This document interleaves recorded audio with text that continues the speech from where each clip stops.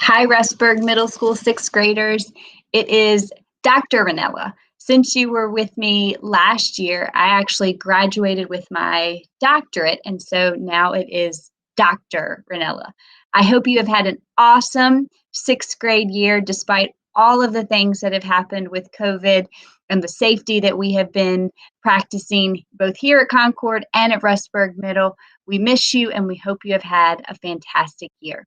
I want to share with you an activity that we normally do with our fifth graders, and Mrs. Davis at the middle school is helping us. Since you didn't get to do this last year, we still want to be able to do it with you so you can have something that we're going to keep until you are seniors, and we will bring it back to you when you graduate. So the activity is called Dear Future Self. And I'm going to share with you a letter, and then I'm going to share with you directions of how you're going to do this activity.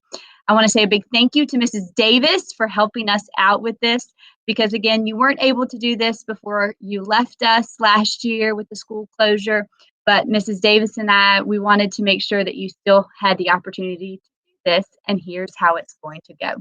So I'm going to share my screen, and I'm going to share the letter and the directions with you. And then we will go from there.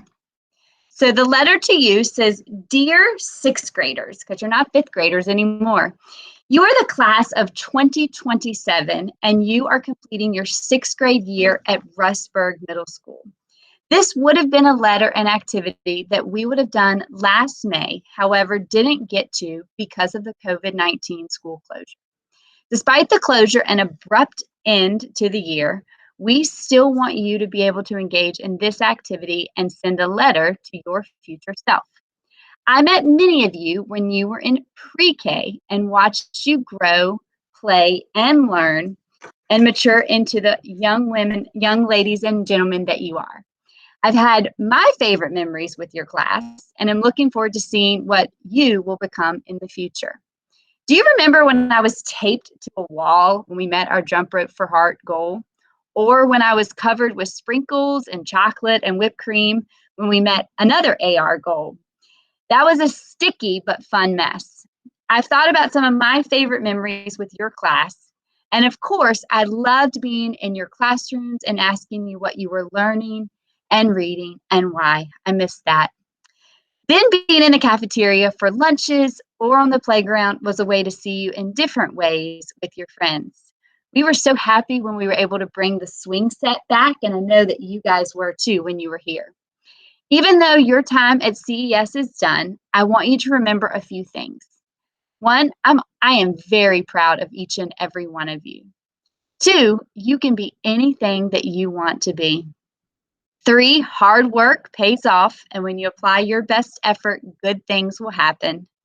And four, never forget in the world when you can choose to be anything, choose to be kind.